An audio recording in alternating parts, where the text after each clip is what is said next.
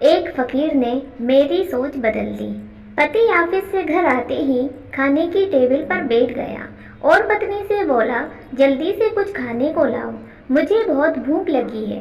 पत्नी ने कहा, तुम बैठो, मैं लाती हूँ। और वो खाना लेने किचन में गई। पति ने फिर पुकारा, जल्दी से लाओ, बहुत भूख लगी है। पत्नी ने जल्दी से खाना लाकर टेबल पर रख दिया। पति ने देखा तो दाल चावल थे। दाल चावल को देखते ही पति ने मुंह बनाते हुए कहा, सारी भूख मिट गई। जब देखो तब कुछ ऐसा ही बना होता है कि जिसे देखते ही सारी भूख उड़ जाती है। मुझे नहीं खाना ये दाल चावल, जाओ ले जाओ। पत्नी प्लेट उठा ही रही थी कि इतने में डोरबेल बजती है।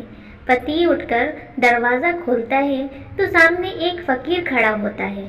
फकीर कहने लगा, मैंने कल से कुछ नहीं खाया, मेरी मदद करो, मुझे खाने के लिए कुछ दे दो। पति पीछे मुड़ा और दाल चावल की प्लेट लाकर फकीर को थमा दी। फकीर खाना देखते ही खुश हो गया और प्लेट लेकर वहीं ज़मीन पर बैठ गया और पागलों की तरह खाने पर टूट पड़ा। और वो आदमी वहीं खड़ा खड़ा उस फकीर को खाते हुए आश्चर्य से देख रहा था।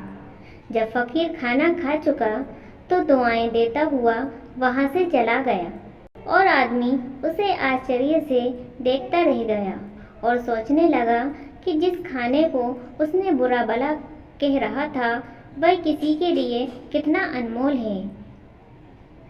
और उस खाने को देखकर फकीर कितना खुश हुआ।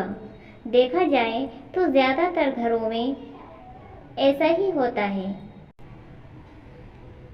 वो मालिक जिसे चाहे दे दे और जब वह वापस ले लें, लेकिन हमें कभी भी अकृतज्ञ नहीं होना चाहिए। जब हम पूछ रहे होते हैं कि आज खाने में क्या है, तो कई लोग सोच रहे होते हैं कि आज कुछ खाने को है। प्यारे दोस्तों, अक्सर घरों में कितना सारा खाना वेस्ट किया जाता है क्योंकि उन लोगों को उस खाने की कदर ही नहीं होती। खाने की असल कदर देखना चाहते हो तो उन लोगों को देखो जो एक एक निवाले को तरस जाते हैं। अन्न का अनादर न करें।